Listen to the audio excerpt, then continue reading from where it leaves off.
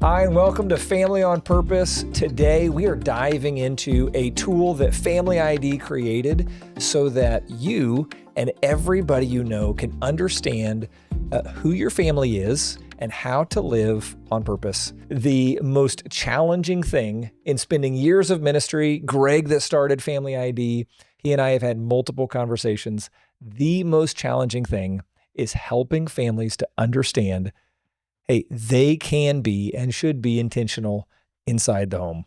Awareness is the most challenging thing. We took a stab at solving that, but I'll tell you, every family has 4 core principles: family identity, family purpose, family direction, and family application.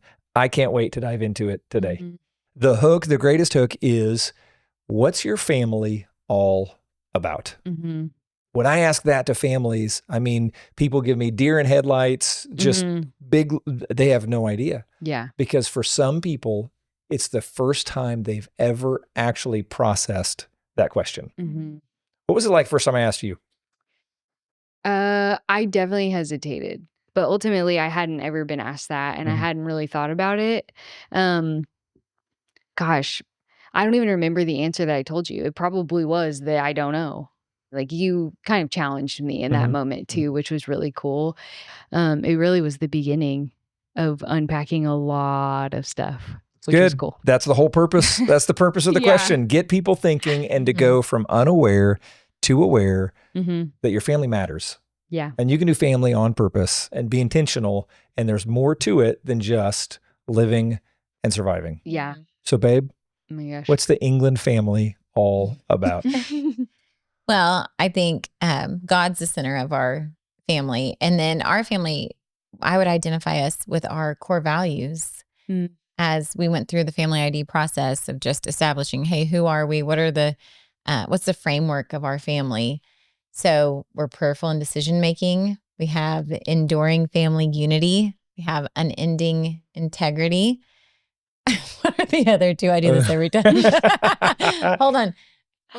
Just give me a hint. You got it. We are radically protective of our quality time. That's it. I know that one. Yep. Yeah. Yep.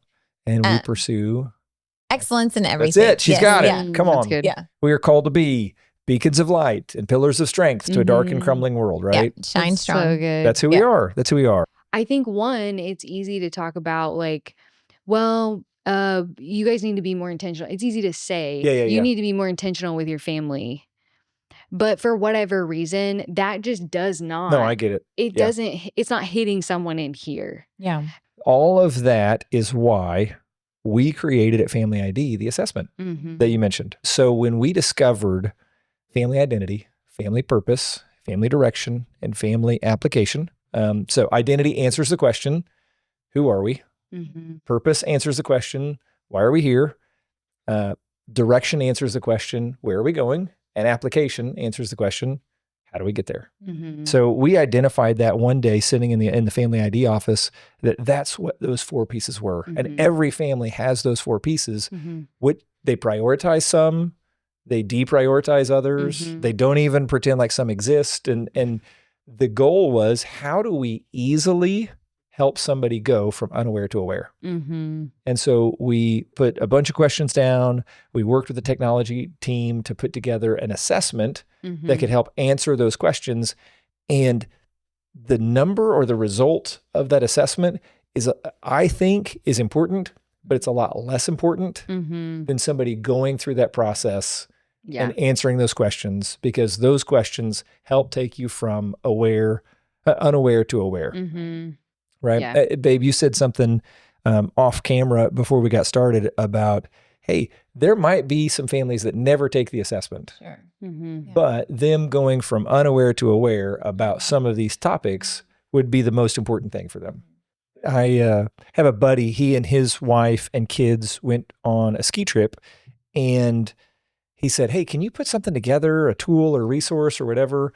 And yeah, sure. So I put together some of our tools and resources, shot him a quick video, gave him an overview, and said, here, just play this with the family.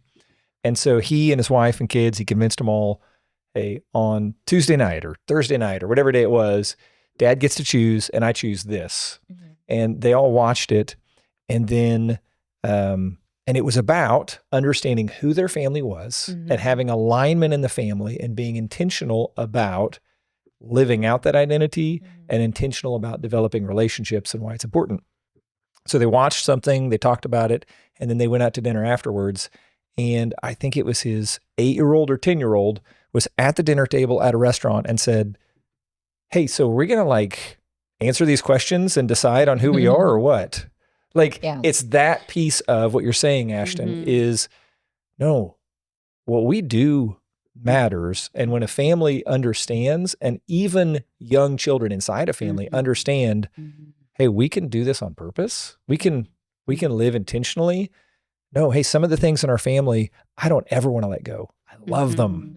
But there's a couple things in our family, if we chose, I wouldn't carry those forward.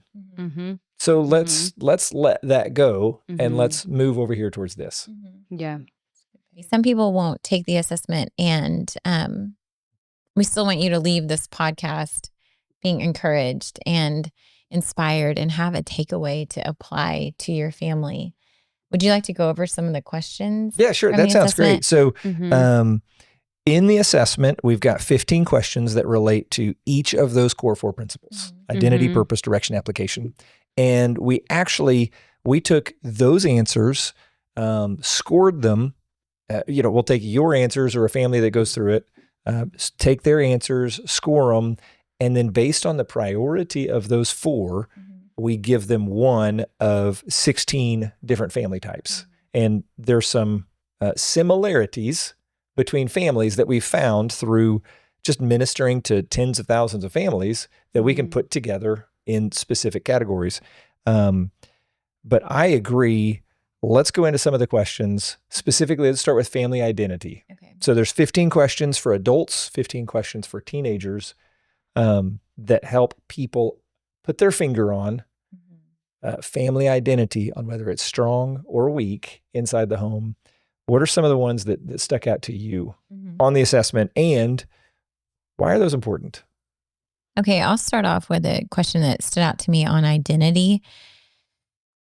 The first one was, my family shares a set of core values that unite us and guide our interactions with one another. And this is one of those assessments, like so that's the question, what would we answer it like? Strongly disagree or strongly, all the way to strongly agree. Yeah. So somewhere between agree, disagree, and somewhere in the middle. Yeah. So that one really stuck out to me. Like, if you had to answer that question for yourself, does your family have a set of core values that unite you and guide your interactions with one another? For me,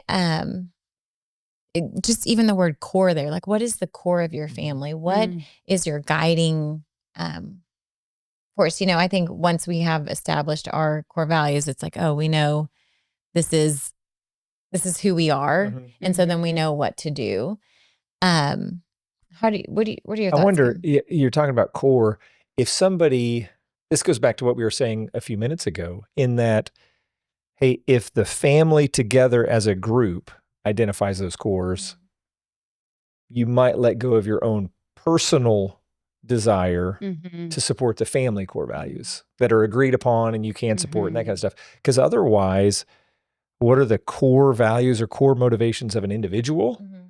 Well, if I think about myself, it's selfishness and self-promotion and, it's whatever I want to take care of number one. Right. And if you've got a bunch of number ones in a home trying to take care of number one, then it's all going to be out of alignment. You're going to misfire all the way around. Or you're just disconnected. Yeah, exactly. Like, you're probably not talking to one another frequently. You probably don't really know what's going on with one another. Your schedule even. I mean, it can be deeper right on the surface, but you probably don't really have like a good idea or understanding of that person, which is interesting because you share a bathroom with them. Right. So, yep. Right. That's true. But I circled that one too, babe. My family shares a set of core values. To me, I circled that one, but then I wrote ideal. Like, that's like dream level for me is for every family to put, I strongly agree to that. Like, that's a win all the way around. I think that one's a big reach for probably a lot of families because until you think about it, you don't think about it. Right. Like nobody wakes up and goes, what are my family values in our home? Very rarely do I ever hear anybody come up with that on their own. Right. Not ever. Yep, that's right. Not ever. I don't know that personally we do that. I agree. Like, I don't know a lot of people, even as individuals, who are like, this is one of my values. Right. And so I've been thinking about my life. I've been thinking about my life. Yeah. And really questioning what I value. Right. Mhm. Like, I mean, it's just, and then some of that's just, oh my gosh, we're all so busy. Mhm. Yeah. A couple of words that stuck out to me in that first question was, okay, core values. So it makes me think, like, what is the heart of your family? But also that unites us. Like, you're united under these same values. Because otherwise, if it is individual, you have your values that you live out of. I have mine, our kids have ours. Like, where's the unity aspect of it? Is it like, oh, hey, we have a little bit of crossover on this one and that one, and minimum things in common, minimum things that are guiding us as a unit.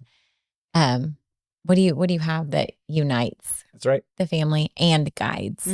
What happens if your individual core value conflicts with my individual core value, whose individual core value wins? Right. You wouldn't be united. That's right. That's right. I like that question. Like that question. One that stuck out to me was, I feel like I belong in my family. I made it on my list too. It did? Okay. That's a good That's one. not surprising. That's on my list. Is it really? Okay. Because to me, like, don't we all want to belong? Feel like we belong? Yeah. We all want to feel like we belong. But everybody. Oh my gosh. And I think especially at the place that you spend the most time, in your home with your family, like, gosh. I think it's foundational. I think it is, man, if I feel like I don't belong in my family, that I feel like I'm going to be lost from day one. I'm going to roll off the assembly line as a misfit or broken or damaged or whatever it is. And then I'm going to live out of that personal identity everywhere I go. Well, hey, I don't belong in my family. It's not a surprise I don't belong here. I don't belong in my family. It's not a surprise that I don't fit in at the office or school or whatever it is. Or looking for love in all the wrong places. Right. Like, it makes me think of that. Like, you'll go look, you will go find somewhere to belong. That's right. Whether you actually do or not. That's right. And usually the people that say everybody belongs here are not the places that you want to find yourself. Those aren't the groups that you want to, okay, great. Right. Well, and I mean, I think of when Jesus, basically said, he did say, you do not belong to the world. You do not belong in the world. You are not of the world. And I think about that a lot, because that really challenges me. And it helps me evaluate, what are the things that I do feel like I belong to, or I belong with out in the world outside of my home. Yeah. And do I have that wrong? Yep. Well, I remember putting that question on the assessment, and my hope and my desire is that as somebody answers that question for themselves and says, oh man, do I feel like that? Yes or no? And they immediately make the next step of, do I make the other members of my family That's what it was for feel me. like they belong? Like that's my hope or desire, is in that question, we can go, well, I'm looking at myself, but how do I reflect that to everybody else? Because these are the people that, we're closest to in theory, right? It might not be relationship wise, but you spend the most time with, or you did spend the most time with, or this is base level. Yep. Okay. Ashton, what's one that stuck out to you, but you can't steal mine or Gina's? That's right. So I'm just not good. I'm not a good test taker. I haven't been since growing up. I'm an overthinker. And so, there's pros and cons to that. But so the belonging one was one. But then another one that really, it did kind of the secondary thing that you just brought up. Actually, most of them did. I actually didn't need most of them. I could have like when I went through, I was like, I do. Yeah.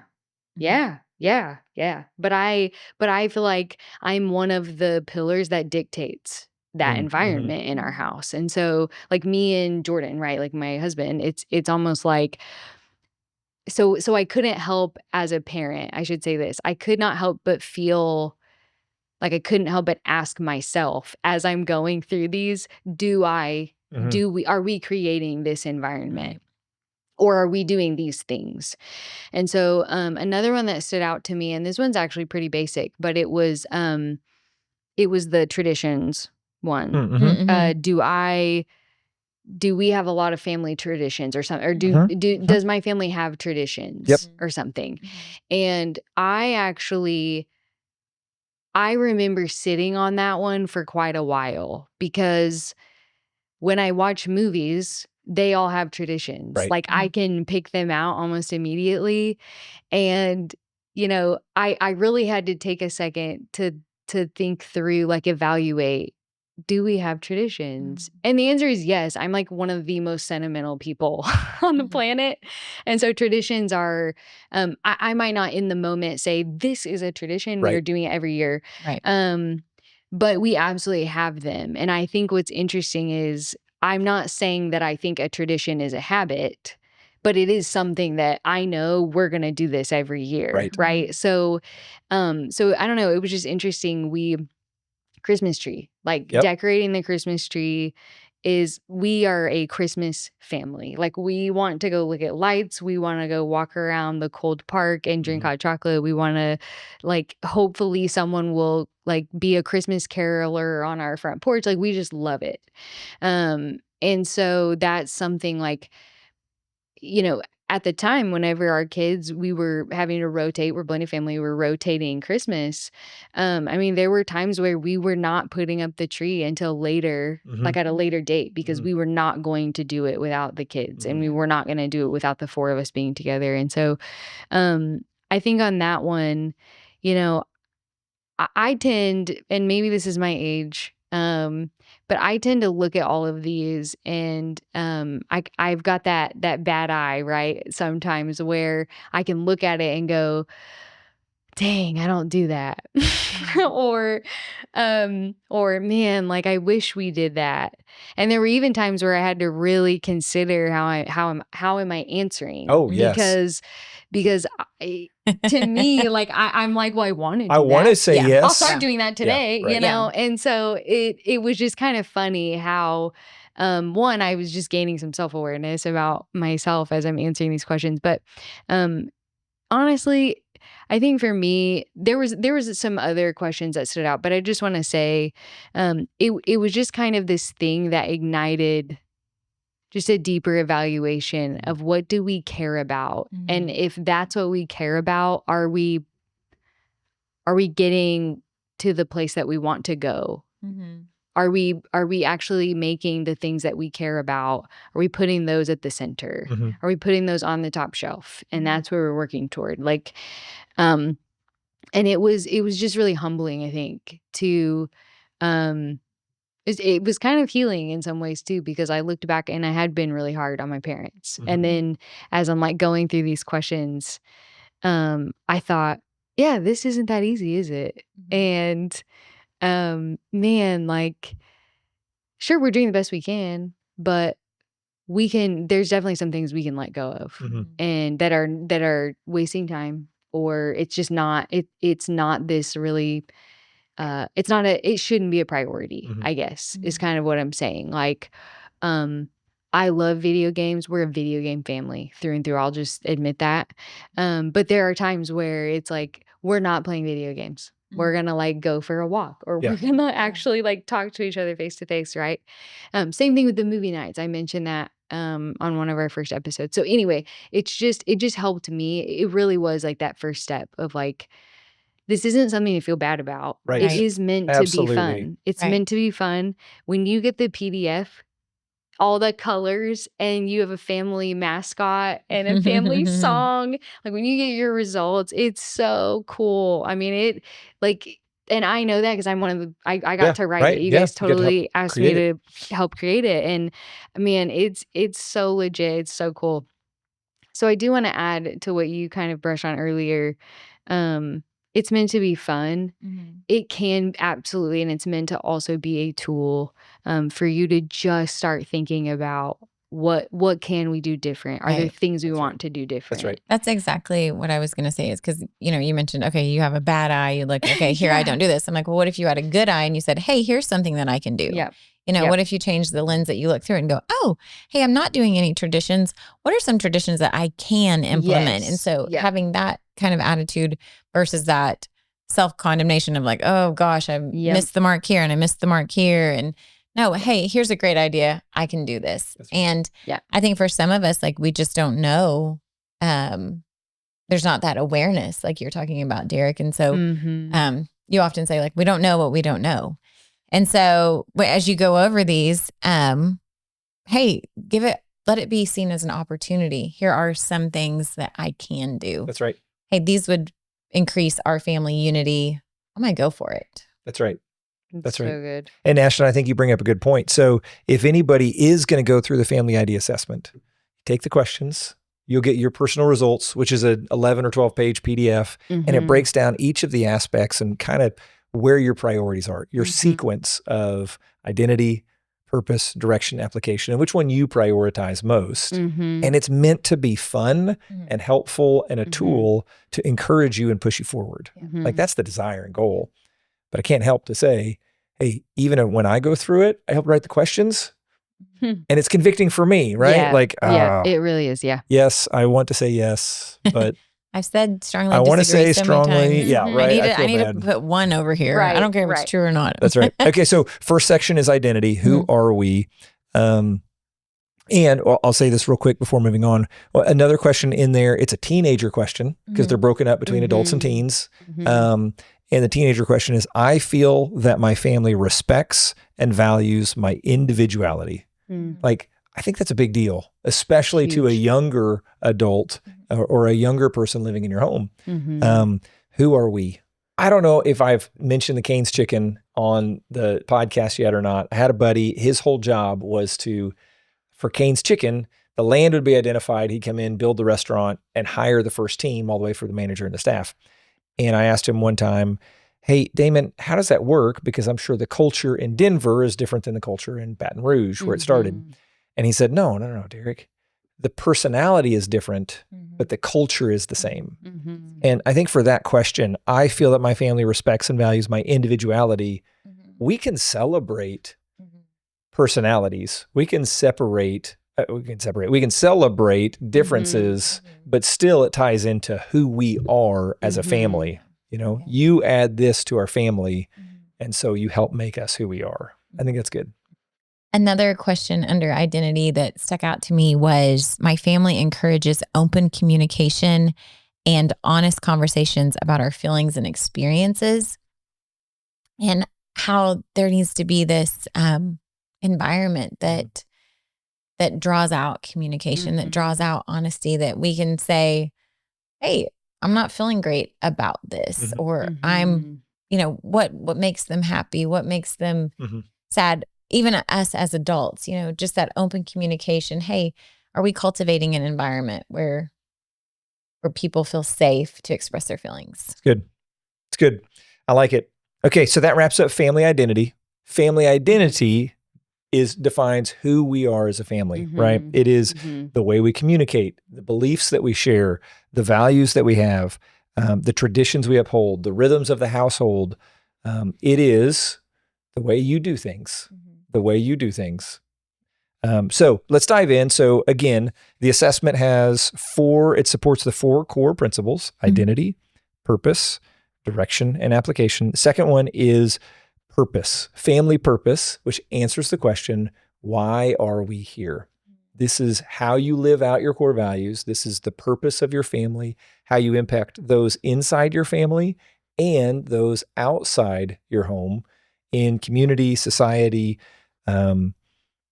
Most families, I believe, are in survival mode in the midst of chaos, right? So their purpose is get through today, or manage the chaos.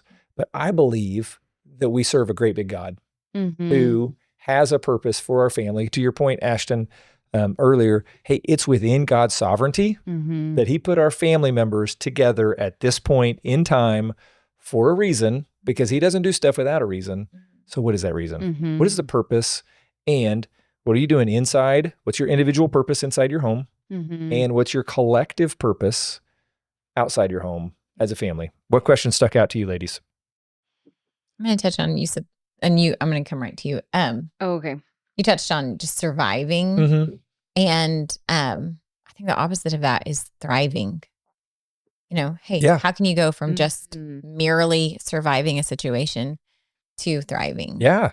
And so many people get in that gear of just survival mode. And I feel like that's not the abundant life of Christ. No, I don't think so either. So like the question I was thinking of is, I have personal values or principles that guide my decisions. Same here. That was one of mine. Yep.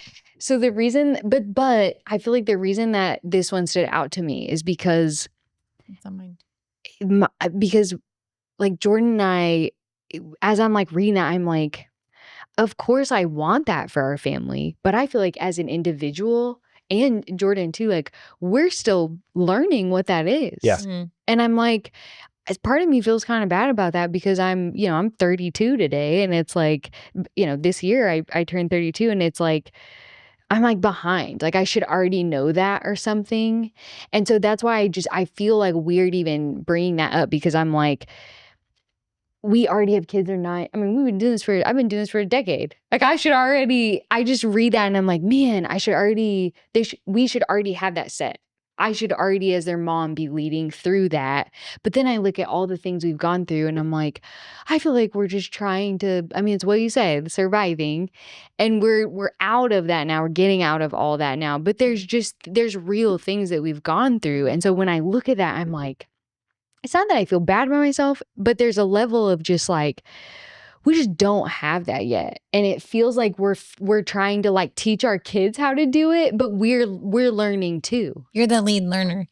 And, okay. It's like we're growing up together. Yeah. And but so we all are. Okay. We all are. We all are. Hey, truth is, when you're little, you think your parents have it figured out. Totally. You think, oh, that is who they are. And therefore, that's who them. Yep. Right? Yep. And then as you get to be a parent, you realize they didn't have it figured out at all. Right. Like at all. Like, what the heck? Yeah. Yeah. This is a circus. No. And I feel like I'm in a circus. Yeah. You feeling behind is a lie. Right. I agree. 100%. Because truth is, I feel behind. I feel behind in 100 different aspects. Yeah. I feel behind in the yard work. Like I feel behind. I've told that to Gina for years. Like I just wake up and I'm like, I feel so behind. I should be farther. I should be this, or I should be doing that. You're not alone in feeling that. And it's a lie that the enemy wants us to believe, because if we feel like we're behind, it's like the race is already so far gone. Yeah, you might as well not. You might as well just not even try. That would be a lie of the enemy. Yeah. So on this but podcast, I think to that point, people feel that way too. Of course they do. Of course they do. I mean, and yeah. You're 32. Ashton, I have had conversations with people who are 62 or 72, and they say, I feel behind. I feel like I should have already figured this out by now, but I'm just still struggling with personal core values or living out personal core values, or I'm trying to find my sweet spot. At 67? Really? Right. Like, no, that's a real legitimate conversation. Yeah. And you're going, okay. Yeah. Okay. But some of it too is like, I'm like, I want to believe that I could sit down and just, okay, here's my list of things and I live by these and I get it all right. It's not even about like being perfect, but it's almost like when I look back over my time of getting to know God and really just seeking him, not even to like, I need a platform and I want to talk about the Lord and teach everyone about the Lord. There's a part of me that is like, I just want to get to know him. Like, I just want to know who you are, because there are so many things I've gone through in my past that constantly contradict what your word says. And I struggle to have like right now, even in the season that I'm in personally, it's like, there's a lot of doubt that resides right next to my faith. And so part of me is like, sure, I want to have this list of like core values that I go through and live out. And I absolutely know the need. I know the need because, if nothing else, because of my job, my day-to-day job. Like I see it and understand it. I know how valuable it is. But part of me is just like, but I feel like I can't even get a hold on those fully because I'm still trying to figure out, like I'm still trying to heal or overcome things, but also I'm just trying to deepen my relationship with the Lord in ways that I can then take that and then go to the kids and go to Jordan or whatever. And I can help create the environment. But it's just weird because it doesn't feel like it's, okay, I did that and now I'm here and then we're going to go to this step. It all feels like it's kind of just messy and it's all happening simultaneously. And my kids are getting older and I'm getting older. And I think that is a big fear that I have is I'm going to wake up in 20 years and it's like, dang, I still don't have this figured out. Like, dang it. But that gives the false belief that there is an arrival date. Right. Right. And we already know there's not. There's not an arrival. Right. I know. And if I looked at this and I said, okay, does Ashton have personal values and principles that guide her decisions? Mm-hmm. Well, of course. Of course. Now, is it a perfect list that you live out 100% every day, all the time? No. But why are you faithful to Jordan? Oh, man. Because you value faithfulness. Yeah.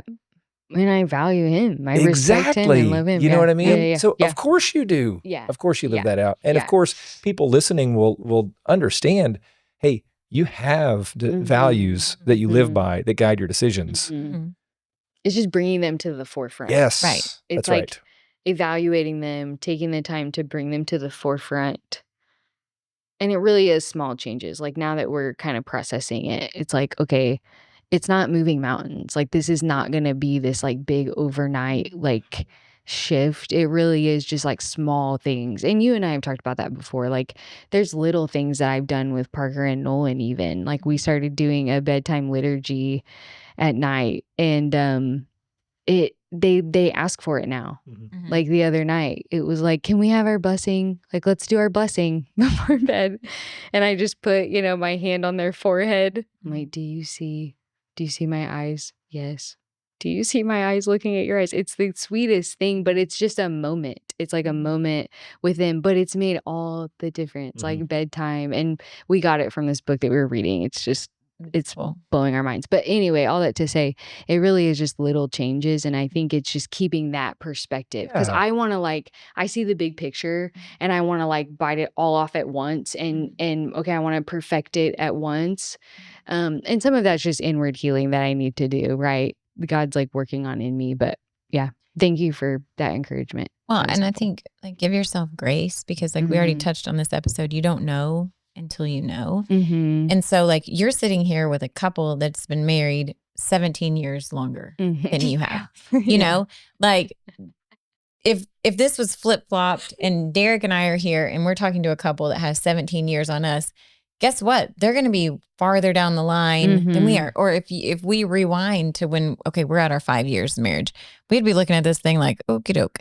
No, strongly disagree. Don't have that one. Don't have that one. So this is not meant to bring any shame or anything. And golly, you're probably more advanced at 5 years of marriage than Derek and I were at 5 years of marriage. And to think oh, my kids are already 9 and 11.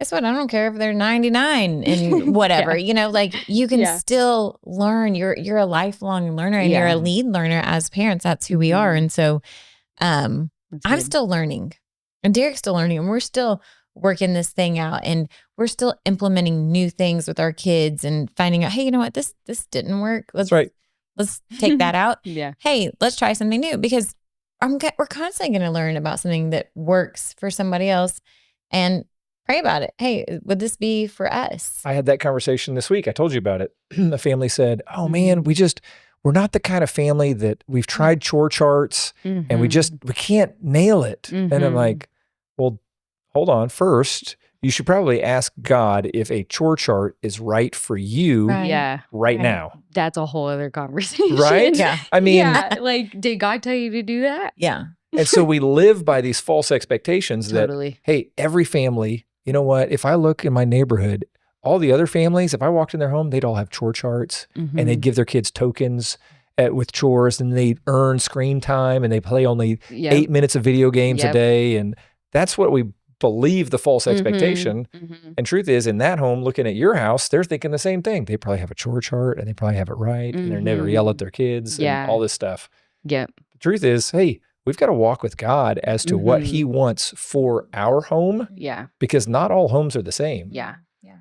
Yep. Well, and that's kind of the perfect segue into purpose, because that, I mean, we already are in purpose, but I mean, that to me is what sets up this whole idea of, are we living out our purpose? That's right. Because if you're not, it might be because you're doing all of these things that God did not tell you to do. Right. And I'm not saying he's going to like, you know, open the heavens and like start talking to you in like a Darth Vader voice. But I just mean, like, if we haven't prayed about it and we feel the chaos, or we feel like we're kind of all over the place. And sure, there's been seasons where we have been. Sometimes that's because of circumstances, not because we're not praying. Yeah. But I do think there's like, oh my gosh, there's so much, you know, validity to evaluating what you're doing and then why you're doing it. Yeah. Have you talked to God about that? Yes. But yeah. That's the It's whole so good. that's the whole purpose and point of the assessment, is to help people go from unaware to aware and begin to ask those questions that perhaps, unless it's directly in front of you, we won't let our brains go there because it requires processing. We won't let our spirits go there because it requires processing. And it's a whole lot easier to just play the ostrich game, put our head in the sand and move on and just pretend like it doesn't exist and keep going. Yeah. That's right. And I want to encourage any listener, man, do not be scared of the assessment. Like, use it as a tool, because that's what it's meant for. It's meant to be a tool. It's meant to bless your family. And so anything different than a blessing or a tool that you would see this as is just the enemy twisting it. And so I wouldn't give him the time of day. I would say, you know what? I am going to log on. I am going to look at this assessment because I want my family to be all that we can be. Yeah. And I love the fact, and Ashton, you touched on this, and Derek, I think you did too, about, you know, when you ask that question and you have that personal reflection, and then you look outward and say, okay, do I belong? Okay, I do. But wait a minute. Am I making these people feel good? Like, hey, if your answer is no, you know what? I don't think I'm making my husband feel like he belongs, or my kids feel like I belong. Learn from it. Grow. That's what life is about. We're going to grow. We're not going to be stagnant. We're not going to hit cruise control. Right. So you know what? As you go through this, if you feel conviction's okay. Condemnation is not, but conviction is. And you can say, okay, God, or I could repent to you. Derek, I read this question. Do you feel like I make you belong? And if he says no, you know, and then just pray, God, help me to make my spouse feel like he belongs. Pursue the hearts. I think that's what it's all about, is pursuing the Lord and pursuing the hearts of your family member. And so that's not something that we want to shy away from. It's something that we want to run towards. And so I encourage, even if you felt resistant on taking the assessment, anyone listening, like, no, get on and take it. And even print off those questions. These are great conversation starters, even at the dinner table. I mean, that one question, hey, do you feel like you belong? Why don't you ask your family that tonight at dinner? Do you feel like you belong? If they say yes, what in this family makes you feel like you Great question. belong? Great question. And it really keep is simple. at Just it. ask. It's as simple as just asking. And that's actually what I love about most of these questions, is that they don't feel like awkward and weird, if that makes sense. It doesn't feel like I'm prying if I say, do you feel like you belong in our family? Yeah. Like I absolutely can say that to my 9-year-old and he's going to shoot me straight. And he'll tell you the truth, right? Yeah. He'll tell you the truth. Yeah. I'll say this, babe. I think what you're pointing out, is a great concept and idea, is it's okay even if you recognize a weakness.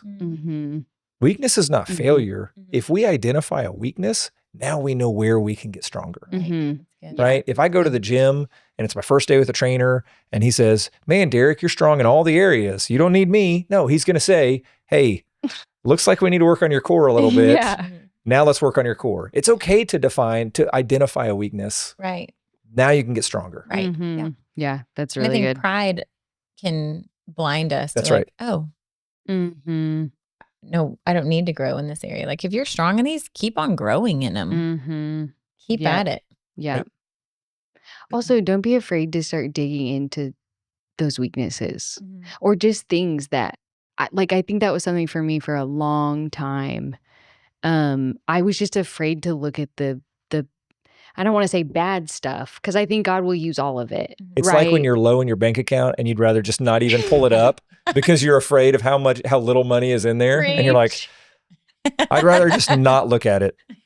I'd rather just pretend like it's fine. College, I resonate so hard with that. Being in college, you'd be like, I can't look at it. I just don't even want to look at it.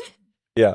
But yeah, it's the same feeling. It's like, I don't want to uncover this thing. I don't want to look at it. It's going to hurt. And then there's work to be done because that's what God does. You can't like become aware and then not do anything about it. Right. You can't go back. And once you become aware, you're faced with two difficult decisions. Yes. Continue to ignore it, but you know it's there, or do the hard work. Right. Yeah. Both are hard. Both are hard. Mhm. Both are hard. It's easier to not do it, but maturity doesn't happen by not doing it. Right. Maturity and growth happen when you pull it open and look at it. And I can't think of a better area of life to put hard work into than your family. And you are going to reap what you sow. So big. Get a harvest. That's it. So when Jordan and I took the assessment, we got the generous family, which did not surprise me at all. What was interesting though is we were a little bit lower on identity. So in our core 4 sequence, I cannot. Gosh, I wish I could remember the sequence off the top of my head, but it was purpose and application was actually one of the lowest ones, which kind of bothered me a little bit. Like, I was just like, I guess I could see that. Like, anyway, we can edit that out. I don't want to be that vulnerable. But all that to say, it didn't surprise me at all because we are so like, I don't know how to articulate it, so help me. But it's almost like we were okay. It's not that we're actually consciously okay with this, but I'm saying the way that we live, totally, it made sense that our identity was second or third, and then our purpose was number 1, because everything that we do is actually really like, it is intentional. Well, sure, you ask why. Schedule, like we're really on top of just like, we protect our quality time. Like we rarely have anything going on in the evenings. Like we are just so like hyper aware of what we have going on during the week. And we're not that flexible with who we give our time to, if that makes sense. That sounds so selfish. I'm not trying to. That sounds very generous. I see why you would be called the generous family. But then on the flip side of that, right? The people that we do invest in, we are like all in. Yeah. Like, I mean, I think of church, I think of whether that's like our extended family or the kids' school, like friends at their school. Like, I just think of all these different areas. Now, obviously, every season looks different. Like our involvement looks different for sure. I know mine, even recently, it's looked different in our different like activities and things or church. But it's like, I don't know, I can just trace back the results that we got directly to like our everyday stuff and then our conversations even. Like it kind of freaked me out. It was just like, why do you know everything about me? Yeah, right. Yeah. I've heard that. I've heard that before. People are saying, this totally read my mail on exactly who I am. Yeah. It was just it was strange. But anyway, I guess where I was going with that was, you know, when I think about kind of like, because again, I took the assessment and I'm like, I can't answer yet who we are as a family. So I'm hoping that you're going to tell me based on our answers. And obviously me and Jordan took it. And so we collectively, our answers collectively gave us the generous family. So to me, it's like, okay, everything is super, super intentional. It's purposeful. That means like our money, we talk about everything. So it's just interesting. I don't know. You were collaborative. Harmonious, which is a identity, that collaborative family. It's because never mind. Doesn't even matter. But remember, we used to be like collaborative. Yeah. Just always doing the pictures over and over. It's just so funny. But that one's identity. Yep. Talk about that for a second. So for us, identity, I mean, I agree with you in, for us, going back to Gina's experience of, wait, okay, what does it mean to be in England? Who is in England? So we've put a lot of time and effort into defining those edges, those core values on who we are as a family. And so if I had to identify and choose one thing that our family would answer, it is, who are you? Yeah. You would probably answer, hey, what defines your family? And that says, oh, why we do things. Yes. When you said that, that's what I was trying to articulate. I see that in everything that we do. Right. There is like, why are you here? I think that was one of the ways that it was like, why are we here? Why are you here? For the purpose principle. And so I can easily answer that. If you would have said, why does your family do the things you do when you first met me? I would have given you all the answers. You have all the answers for that one. Yeah. But man, you talk about identity and I'm like, I mean, I could put something together, but I don't know that we've like intentionally defined it. Yeah. But that does mean that it does make at times purpose, direction, application a little more tricky. Yep. They can get out of order if that makes sense. Yep. Because ideally, you do want to have identities, foundational, purpose, direction, application. You're applying identity, purpose, and direction. And so that's not to say that everyone's messed up. Don't go get your score and you're like, oh, we're doing this all wrong. It's not that, but it's just actually think about that like from a zoomed out perspective. Like identity is foundational, identity in Christ. Yep. That's what like builds up the rest right. of our lives. And so anyway, keep going. I just Yep. the light bulb came on. Yeah, same thing. We spent a lot of time answering the questions or focusing on the question, who are we? And you That's obviously really spend a lot of time answering the question, wait, why are we doing this? And I think there will be other families, and we'll talk about that in another episode, that talk about, hey, where are we even going? Like if we're not moving, if we're stationary, what's the purpose? And then some families, well, how do we get there? And they're we'll do it all family and we'll figure it out along the way. Why we do things and how we do it and all like that. Yep. They jump into action. They're the action first family. Yeah. So, all right. Your family is telling a story. What story are you telling? We hope that some of what we've talked about today in identity and purpose has helped you define who you are, why you're here, and maybe even spark some thoughts and ideas about questions you can talk about at the dinner table, or questions you can ask yourself when you're taking a shower, and reflect and think, hey, how does this make me feel? And how do I make the other members of my family feel? Next time, we are going to dive into direction and application, some of those questions and what that means. In the meantime, subscribe and follow us. And remember, the only way that we're able to create this is through families and individuals that support us. We are truly making a difference. We'll share story after short story on families that are changed and more intentional because of what they read, they watched, they listened to, or they saw. We would love it if you would join us on that journey to reach more and more families. Until next time, we're Family on Purpose. Thanks a lot.